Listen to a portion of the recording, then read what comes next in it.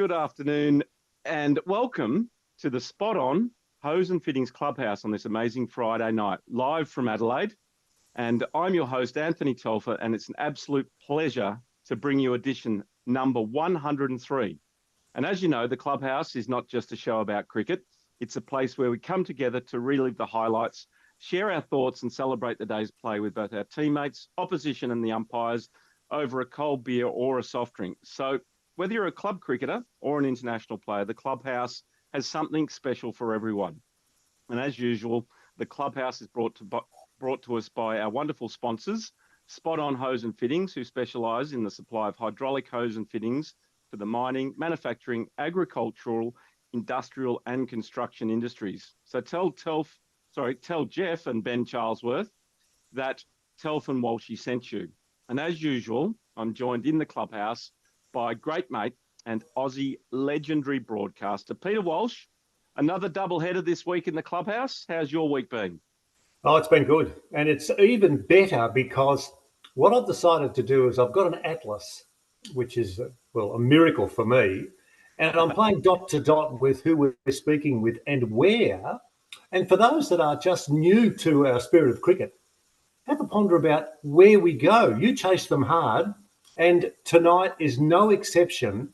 We've got someone who we're going to find out so much about. And I've got to be honest with you, I've never been to his country.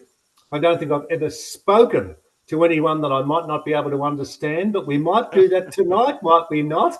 It's all good fun, and it's all grist for the mill to have these luminaries ready for what's a very important part of their cricketing life, Telf. So it's good fun.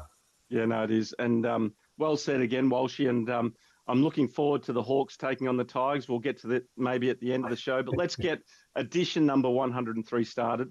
And don't forget the IF project, and obviously it's Spot On, two of our major partners, and make sure you download the IF app and share it with your mates so together we can make a difference to men's health. So tonight, for the very first time, we take the Clubhouse and the spirit of cricket into Ireland, where the Aussie over 50s teams will take on the Irish team for the very first time.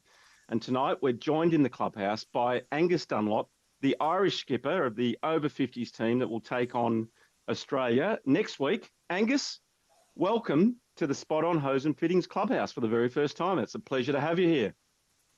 Delighted to be here, guys, and thanks for having me.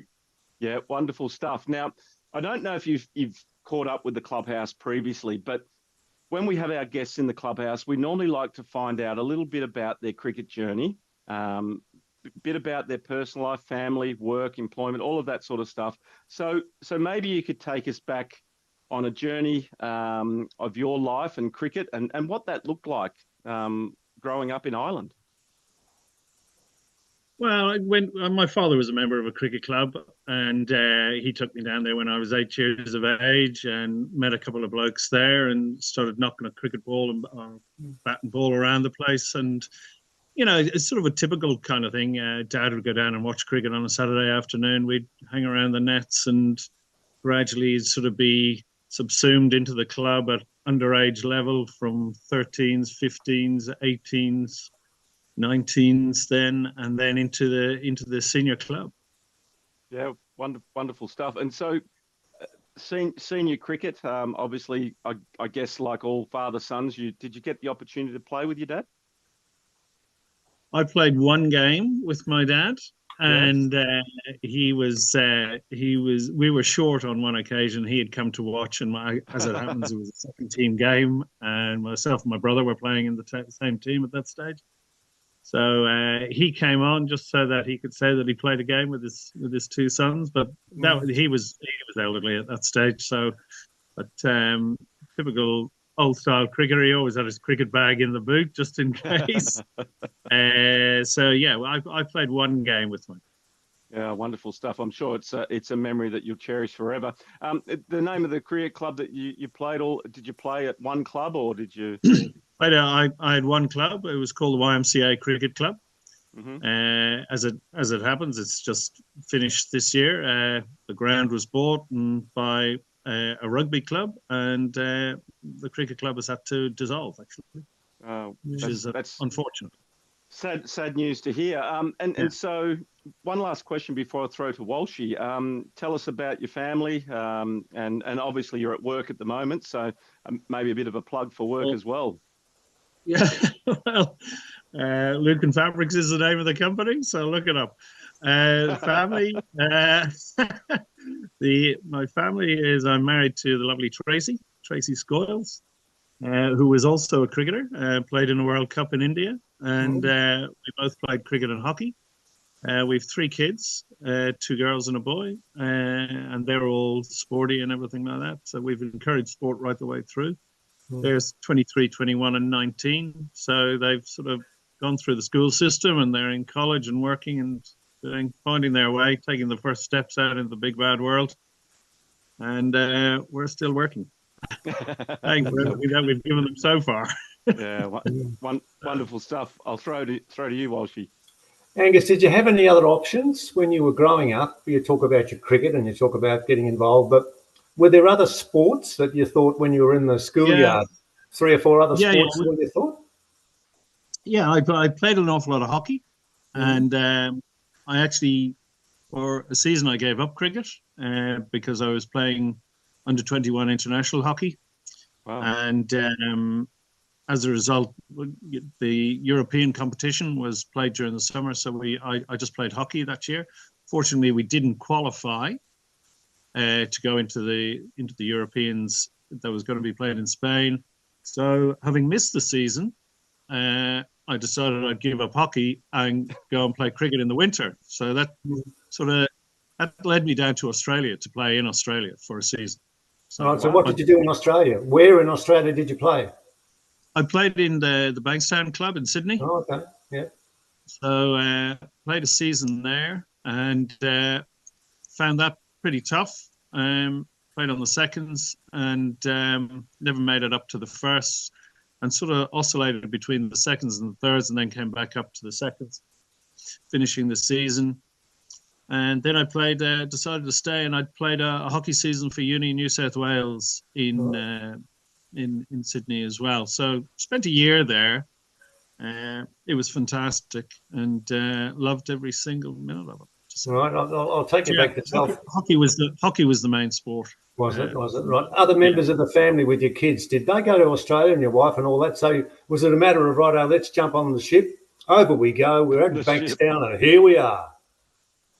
No, I went over to Bankstown when I was 20. And just coincidentally, we went to Australia. All 5 of us went to Australia there last summer, actually. Oh, okay. We were in Melbourne and Brisbane. But my kids both play, 2 of my kids still play hockey, and they're both involved at the international hockey squads at underage level. So they're pretty heavily involved, and Tracy and I go along and support and follow hockey and cricket and whatever.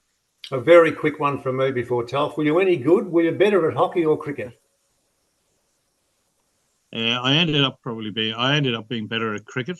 Hockey was probably the one I preferred, but I ended up being better at cricket. Probably didn't have enough speed to play hockey at the highest level. You need a lot of speed and endurance. Yeah. So yeah, I was lucky. I had 2 strings to the bow, and that I was able to, make the most out of both of them actually, because I'm still heavily involved in. I'm very heavily involved in coaching hockey now, much less so cricket. So that's the journey so far anyway. Telf.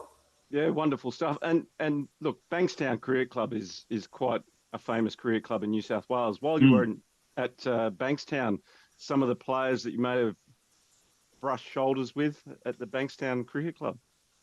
Yeah, the Nets was always interesting because you had a couple of under-19 internationals. You had Scotty Prestridge and Wayne Holsworth, the opening bowlers on the first team. You had Gary Lovett, who was captain of the under-19 Australian team, and then you had Steve Smith, Steve Small, Steve Waugh, Mark Ward, Dean Moore. Okay. It was pretty strong. So obviously Mark and Steve didn't play every Saturday because they'd obviously other commitments for Australia and New South Wales. Steve Small played fairly regularly. But yeah, there were good players there at the time. Actually, the year we were there, they won the comp. Wow, that's amazing, isn't it? A few of those names you mentioned there, we've come across here in the clubhouse, but one in particular in Gary Lovett. Gary, I don't know if you've caught up with Gary lately, but he plays veterans cricket for Queensland. He's also represented Australia in the over 50s cricket as well. So, yeah. So, I played Poitevin Gray, and Gary was captain. We didn't win the Poitevin Gray that year or anything like that, but we had some good players. Scotty, I think, is coaching up in Queensland, isn't he? Yeah, if he lives on the Gold Coast, so he's playing vets cricket for the Gold Coast team up there, but also represents Queensland in the Division 1 team. He's probably unlucky not to be in the Australian team that's coming over there, but there's some other Queenslanders that you'll come across when they get there. One of them you need to look out for is Damien Meek. Okay, he's one of our favourites, and he's a little bit like Rodney Hogg's love child. If you can imagine Hoggy at 50, this is Meeky, and he's a ripper bloke. So I'm sure he'll catch up and make himself well known to you next week. Moving on to veterans cricket in Ireland, and obviously I don't know enough about it, so maybe you could tell us how long veterans cricket's being played or has been played in Ireland, whether it's something new or whether it's been festering in the background, and where that currently sits. Yeah, it's pretty new. We're at a very embryonic stage. We put a 40-side together last year, and we were invited to go over and play against England before the England-Ireland Test match in Lords. And to be absolutely frank, they said to me, would you come in as coach? I said, yeah, that's no problem. And this was the over 40s. So we went over to play against England, pretty much expecting to be beaten, to be quite honest with you, because we were sort of just put together and whatever. And we ended up absolutely smashing England. Which was 40s. A bit of in the 40s, which was a bit of a surprise, to be quite honest with you. Now, I know England. All credit to him. Yeah. I think at that stage England were sort of still trialing guys and giving guys a go and this that and that. So it was unexpected. So I think our start sort of raised a few eyebrows, and all of a sudden people were going, "Oh, let's go and play them," and everything like that. But like I said, we're at a pretty embryonic stage. We've played against Wales. I think we've got a tour at over 40s going to Wales shortly. And then the over 50s has basically just begun with England and whatever. Like, guys over 50 don't play cricket here, really. They might play a bit of seconds or a bit of thirds, helping young guys through or something like that. So it's been tricky getting a team together, just because it's so early. But the WhatsApp group that we have, it's growing, and we need a few younger guys, sort of 49, 50 into their 50th year. We probably need a few more of those guys than a few of the older guys. And so how? I guess there's no real competition as such of an over 40s or an over 50s. It's basically put your hand up, go into a squad, and then you pick a team of players to represent Ireland. Yeah, that's basically it. But surprising, well, I say surprisingly, but there seems to be an appetite for this, which probably doesn't surprise you guys because you've been involved in it for a little bit longer. But there seems to be an appetite for it. I think the fact that there's not ever going to be too many games, it's not going to be overly onerous to commit yourself to maybe 2 or 3 games in a season. And I've said, as I've said, if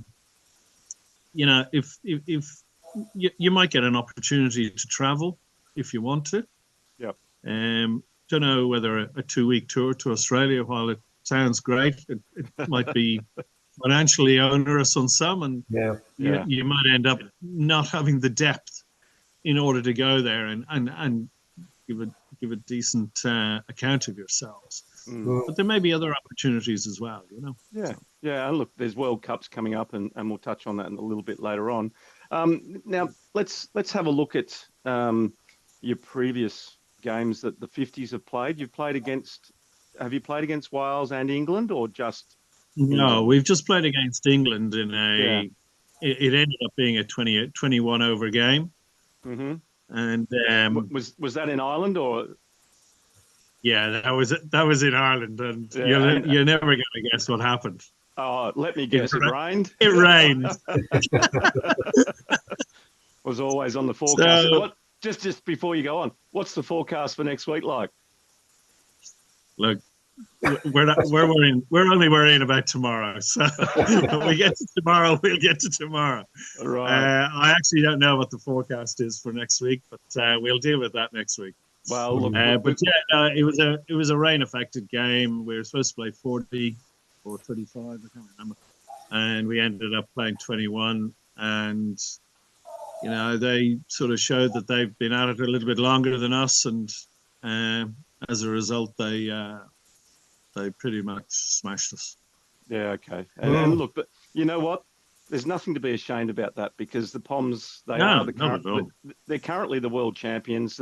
The structure that they've got in place is probably leaps and bounds in front of every other country around the world. And, you know, they deservedly, you know, should be the world champions as well, because they've got some excellent cricketers playing for them. So it's going to be wonderful for our guys to play up or come up against them again, you know, over the next couple of weeks. I'll throw to Walshy now, and he can ask you a couple of questions, and then we might come back and maybe look at your team.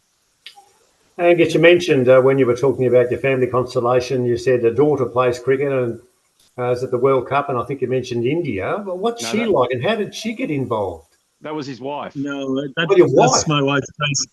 Oh, my really? Wife, Tracy, my wife Tracy played cricket and hockey as well.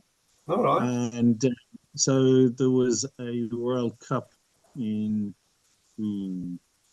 1980s, 90s, late 80s, early 90s. So there was a World Cup in India.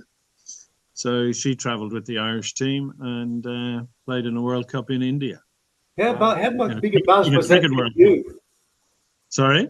How big a buzz was that for you then, with that sort of connection?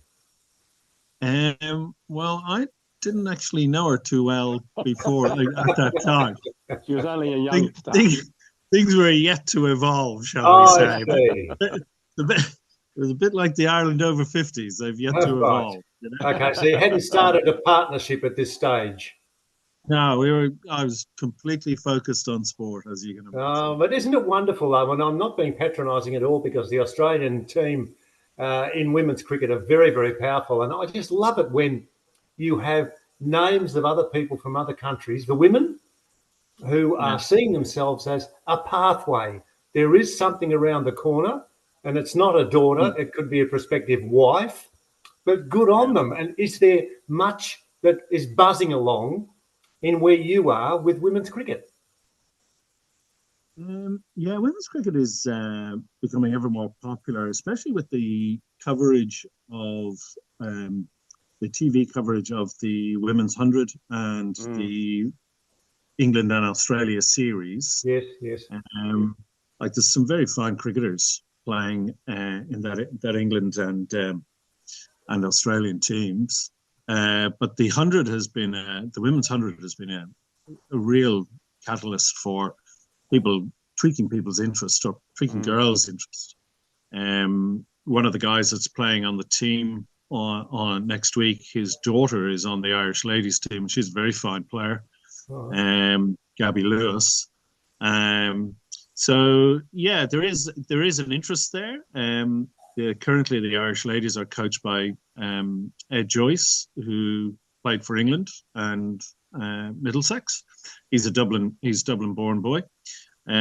So yeah, there is an interest, and there's an ever growing interest in women's sport in any case, you know. So Yeah, and just a quick one from me before Telf. In terms of getting your team together, or at least getting a list together before you pick, do you get swamped with those that put their hands up and say, we want to play?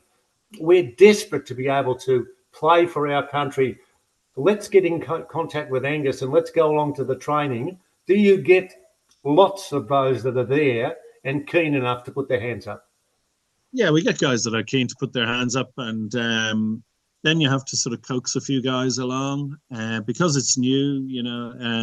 They're not too sure. I'm probably more involved on the hockey side, of the master side of hockey as well. At over 40s level, I coach those, and there's heaps of guys there. Probably less so at the over 50s now, to be quite honest with you. But every week there's another guy that puts his hand up and says, "Look, I'm available for selection if you want." And one guy who was over 60 put his hand up and he said, "Look, I'm available if you want." To which we said, "Well, why don't you go and organise an over 60s team?" So he's actually now seeing if he can start his own list and maybe start an over 60s team. So where this journey is going to take us, I'm not altogether sure. But it does keep people in touch with one another. It rekindles old friendships, and it was interesting just sort of sitting in the change rooms with guys that I hadn't seen in a long time, and so there's another side to it as well. I see by your mental health, men's mental well-being, and everything like that. I think there's plenty of that to maybe come out of this sort of age group, and it's not just all. Yeah, exactly. It's not just all work and go play, Yeah, exactly. And look, once you start playing against other countries in the world, as they come and tour in the UK, you'll get to see that. Look, it's very, very competitive out on the field. The cricket standard is really good, which you've already experienced against the Poms. But it's the after game festivities and activities that are probably the most important part of the whole, I guess, veterans circuit, where you get to make friends and look, you'll make some friends with the Aussies, and they'll become lifetime friends just through cricket and what happens after the game. The journey for Ireland, and obviously there's been some discussions and a little bit of media floating around the world that you are applying to join the International Masters Cricket family, the IMC. Is that taking shape and looking positive for you? And have you, are you any closer to finding out where that's at? That doesn't really come under my brief. It comes under another chap's brief called Greg Mullins. Yeah. So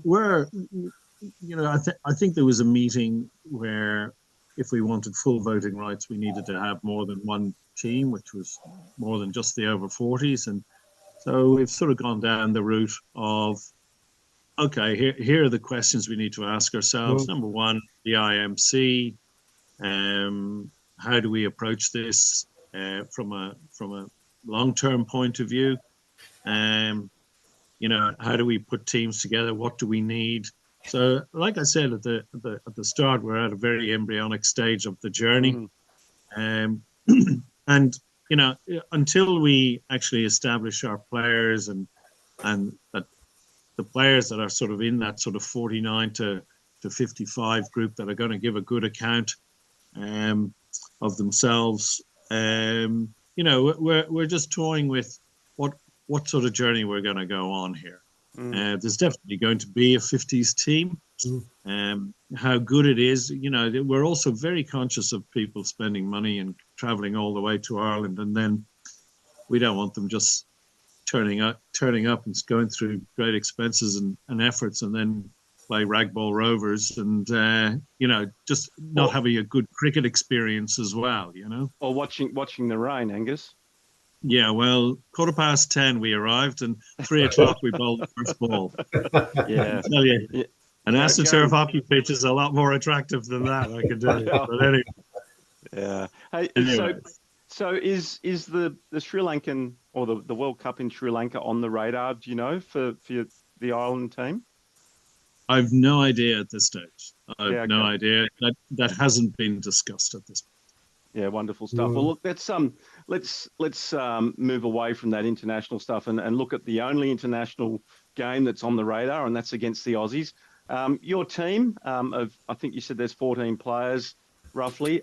Tell us about some of the players that the Aussies can look out for, and who you expect to do well, and maybe give some of those guys a bit of a plug here in the clubhouse as well.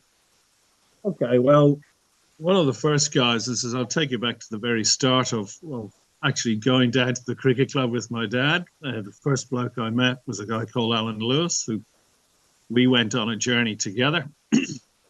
And he's playing in this game. We played club and international cricket together all the way along. He then gave up cricket and became an international rugby referee. And now his daughter is sort of carrying the mantle, Gabby, who I mentioned earlier, and she's on the Irish ladies team. So that's one of the guys. He's 59, so he's pushing on. Yep. He's a batsman, so he might slip on and slip off as a fielder as you go, you know. Yeah. We've got a new guy in called Derek Heasley, who played international cricket with me. He's an all-rounder. This is his first game. I think he's playing a bit of cricket in the north of Ireland, which is good, because at this moment in time we've got a little bit of we've got more people from the south than we do from the north, and we just want a few more people from the north to make it an all-Ireland thing. We've got Peter Davey, who also has played international cricket. He's coming in as a batsman. Brian McNeice, who's also has played underage international cricket. Angus, can I just stop you there? You're mentioning all of these players that have played international cricket before. Are you talking as in represented Ireland at open age cricket? Yeah, well, certainly Heasley and Lewis have represented Ireland at senior level.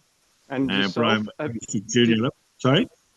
I think you also mentioned, you must be hiding something from me. Did you also represent Ireland at international cricket?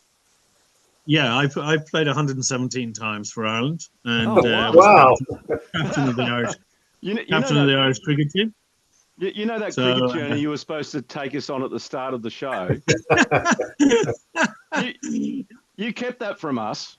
Yeah. Well, I'm just testing your skills as an interviewer. Well, my ears picked up, I know. So you did well. We'll keep going through this team here, and then I'm going to come back and I'm going to ask you a little bit about your international career. So keep going through the team. So we've poached one of your guys called David Drain. He's an Aussie. He's been over here a while because you guys have been known to travel in your day. Yes. So he's come in, and we've got another guy. He's going to arrive a bit late, unfortunately, for the game, but we're hoping that we bat first, and then he can come in and bowl. But he still plays. He's a very fine leg spinner. Okay. So and his name is Conor Hoey, and he played at senior level as well. And then we've got a couple of guys, Shahid Iqbal, Sadat Gul, a couple of other guys that have played either professionally over here and have now made Ireland their home. And so yeah, it's a reasonable side. It's a stronger side than we put out against England. Yeah, wonderful. And you didn't talk about yourself, so maybe you better tell us what type of cricketer you are and what your skill set is. You can't just be the captain and have played 111 games for Ireland just to be making up the numbers in this team. So, I'm a batsman. Come in around sort of 4 or 5, something like that. Either and look to push it on at the far end if we can. But yeah, it was predominantly that's what I do. Used to bowl. I don't know whether I should tell you this story, but I probably should. Yeah, you should. He will. Hey, Angus, we're in the clubhouse, and this is where we relive all of our memories. So it's okay. The only place that you'll get away without being haggled. I'll tell you this story because this, before we came on, we sort of talked about Ray Jordan. Yeah. Yes. And this was the reason we had I had Ray Jordan doing an interview. So we were playing against Australia, and we were playing, and I was brought on to bowl, and Alan Border I was bowling to Alan Border, and I bowled off spinners. So first one went for 6. Second one went for 6. Oh no. Third one went for 6. Oh no. I Fourth see where one went for 6. Fifth one went for 6. So, Peter, I can see you just getting uneasy there. So, Captain comes up to me and he goes, I said, any advice? So he comes up to me and he says, well, I'm a slower ball. I said, I'm just hoping I just get it down there at this stage. And like the place was going off. One of the things I actually remember, which was Matty Hayden was at the other end. I was going to say, yeah. He was laughing his head off. I can tell you. He thought it was the funniest thing in the world. Anyway, bowled a slower ball and he edged it. Oh. And as I said to Ray Jordan, I said, unfortunately, I didn't have a slip in at the time. So, but that was, we played against Australia. And then 2 or 3 years later, Alan Border was coach of the Australian A side, and he brought a side over, of which Matty Hayden was in that side, actually. Mm-hmm. And Steve Waugh guested for Ireland. So I ended up, we played a 6-match series against Australia A that were very strong. They had Damien Martin, Brendan Julian, Matty Hayden. No, they had a good few that went on. Mike Hussey was just coming on the scene there as well. So they were very strong. But it was a great experience. Just playing against the Australians and whatever, So yeah, that's my Australian. So that's why I now bat. I don't bowl. Very good. I'll throw to Walshy because I've just pulled up ESPN Cricinfo hotline here, and I'm just looking at your stats. So I'm going to digest those for a minute while Walshy asks you a couple of questions. Okay, now you appear as if you are unruffled, Angus, when you head out there and you're in charge and you gather together your resources and away you go. Do you believe in sledging? Yeah, absolutely. Well, tell us some examples. Well, I think it has to be humorous. Right. And if you're going to say something, you don't. Well, I don't ever direct anything at the batsman. So if I want to say something that might ruffle the batsman, I'll say it to a guy. If I'm at mid-wicket, I'll say it to a guy in gully. He'll hear it. The batsman will hear it. But now say that again. I won't ever direct anything at a batsman or anything like that. I'll always say it, across to another fella or whatever. But it has to be. It has to have its roots in some kind of humor. Yeah. I don't believe in being particularly nasty or questioning somebody's family or anything like that. I don't believe in that. Like there's so much time in cricket that you have the opportunity to find the humor. Yeah. I think but sledging for me is one of the parts of the game, and it's part of the game I really enjoyed. Right. Like personally myself, I never took anything personally. So as a result, as far as anybody could say whatever they wanted to me, it didn't bother me in the slightest. In fact, I always described it as it's like a free ticket to a show. If somebody's going to run down and drop one short, or you miss one outside the off stump, and they're going to say something to you and sledge you and say things about your batting or whatever. It's just like part of the show, and you're part of the show, and you've got a free ticket to it. So take it and enjoy it. and take everything from it that you can, either from a life experience of what to do or what not to do. But sledging is part of the game, rooted in humour if you can, chaps. But for me, yeah, absolutely.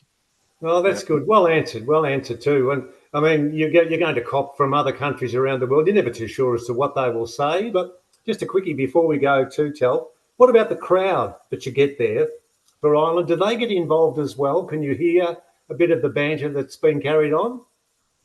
Well, as you can imagine, we've only had one game at the over 50s, and it was raining, so we didn't get a huge crowd. We got quite a lot of people online, actually. I think we had numbers of about 750 people online because the game was live streamed. And so quite a few people sort of came up to me and sort of mentioned that they were watching it and everything like that. So that's pretty good. Look, if the game is played, we're playing on a Monday, which probably isn't the best of days to play. We probably needed a sort of Friday. And if we're playing 40 overs, the ideal time is probably to start at 2:00, because we have this time of year, we've daylight right up to 10:00. Oh, right. Okay. So if you start at 2:00, you can still fit in, either an 80 over game. And the ideal time, I think, is a Friday. So you get people coming home from work. Yeah. Going for a beer and whatever. And it's only when they have a few beers in them that actually you get the crowd into it anyway. So. No, you've got out of that very nicely. Very nicely. Well done, Tel. There'd be a few Guinnesses there if it was a Friday afternoon, no doubt, Angus. Yeah.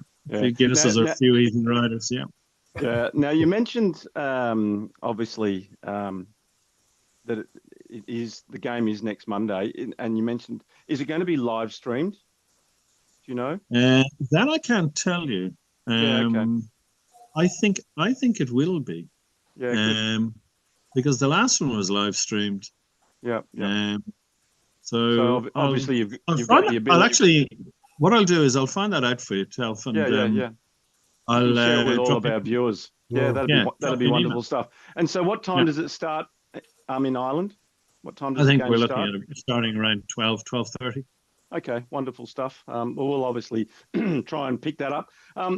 Now, we all know, from an Aussie point of view, what it means for players to be presented with their baggy green and wear it with pride. And obviously it's a childhood dream for us Aussies to get a baggy green and especially to get it, when we're 40, 50, 60 or 70. What does it mean to the Irish when they are, for the very, very first time, and I'm sure there's guys there next Monday that will be representing Ireland for the first time. Tell us what that means to them and what it meant to you when you first got to represent Ireland at international level for starters, but now at 59 years old. I think it'll always be a personal thing. My own view is there's only one team that sort of gives out proper caps, real caps, and that's the best team in the country. And that's the current team that are playing in the T20 World Cup.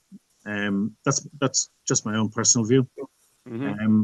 But there's no doubt that people do get either bleary-eyed or teary-eyed, or it does mean something very personal to them, and that always has to be understood and appreciated. For some, there was a guy there that just mightn't have got an opportunity to bat in the last game, and I said, look, you just go ahead, because we were running out of overs and he wasn't going to bowl, so just wanted to make sure that he got a bat and managed to walk out and everything like that. And somebody said, oh well, why are you sending him in? And I said, well, it's an opportunity. It may be a new high for him. I don't know. Yeah. I don't inquire because I always think it's a personal thing. We don't go on about it. You put the gear on, You go out, you give a account of yourself, and you come back in, and hopefully you've got something from it, either something new or something old. And but how you feel personally, it's you're allowed to feel whatever way you want. Yeah, well said. And the game on Monday, where's it being played? What city is it? Is it in Dublin? It's in Dublin. It's in Pembroke Cricket Club in Sandymount. So we'll be beside the sea, so to speak. And yeah, no, it's a well-known cricket club, very old cricket club. So yeah, it's my sister is actually part of the organising committee of it. So yeah, wonderful stuff. Is that Amanda? That's Amanda, yeah. Oh, wonderful. Yeah, no, she put us in contact with you. Now, obviously, the game's going to be played in great spirit. It's going to be played hard. It's going to be played fair. Tell us, are there any after-game activities planned after the game with the Aussies while they're in Dublin? Not at this stage. Usually you can find something to do. It is a Monday, which isn't ideal, shall we say. But if anybody's looking for stuff to do, you can usually find your way around the place. Yeah. But I can't see that it's going to be a long night or anything like that. Perhaps. Yeah. You never know, though. You never know. You never know what will happen when you put a group of over 50s together after a game of cricket. Exactly. And I tell you what, I've seen some games that have been played between the Welsh and everyone else, and they party well and long into the night with all of their singing and carrying on. So I'm sure the Irish are going to be no different. Look, maybe one last word from Walshy, and then we might wrap it up and let you get back to selling some fabric. Well, Angus, you've stolen our thunder because we've given you a fair chunk of time to talk about what's going to be happening in your life in the next month. It'll be so busy. And for you to describe what's going to happen on Monday is, oh, yeah, the players will probably find stuff to do. Maybe your words, stuff to do. Never heard going out slurping pots and having pints and burping on the persons that are sitting next to you as being called stuff to do. But you did it very well because you didn't hurt anyone with those thoughts. You were very soft sell with that information. Many brands at all either. So, oh no, what a wonderful smile you've got, and what a wonderful organisation you're involved in. And I'm sure, Telf, as you get to meet these people as I do, we have a bit of an affinity. We only see you from a long, long way away, but we hope you do really well until Monday. Okay. Well, look, lads, very best of luck. Have a good weekend, and we'll no doubt catch up after Monday. Yeah, wonderful stuff. Have you got anyone that you want to thank on behalf of the Irish team or your team for the people that have been doing all the work behind the scenes? Which there's obviously numerous people that are making it easy for you just to go out and play a game of cricket. Well, there's predominantly 4 people on the committee, and it's David O'Riordan. He's contributing a lot, not so much on some of the organisation and some of the financials as well, which we can't forget, with Sherwin O'Riordan solicitors. And then my sister and her partner Craig have been very involved in getting the ground organised, umpires, live streaming of the game. Everything like that. So big shout out to Amanda and Craig. Yeah, wonderful stuff. Thanks, Angus. And look, on behalf of the Spirit of Cricket and the clubhouse tonight, I do want to say a massive thank you for everything that you've been able to provide us tonight. Give us some insight. And obviously, our Aussie boys are landing in Dublin. They've been arriving there throughout the course of today, and no doubt they'll tune in and try and catch up with what's happening with the Irish team in preparation for Monday. Good luck to your team, and please go well on Monday and enjoy the game against our Aussie boys. And I know they're all looking forward to it. So, Walshy, did you want to mention our sponsor before we go? Certainly do. The clubhouse is brought to you by our wonderful sponsor, Spot On Hose and Fittings, who specialise in the supply of hydraulic hose and fittings for the mining, manufacturing, agriculture, industrial and construction industries. Tell Jeff and Ben that Telf and yours truly, Walshy, sent you. Ring them, talk to them. They've got lots to talk about, particularly the wonderful sponsorship that they're looking after with us. Telf. Yeah, wonderful. Well said, Walshy. Angus, thanks so much for joining us. Hopefully we can catch up with a couple of the Aussies before the game next Monday. We'll see how we go with that and go well. And once again, thanks for joining us here live in the clubhouse tonight. Thanks very much, everyone. You're welcome.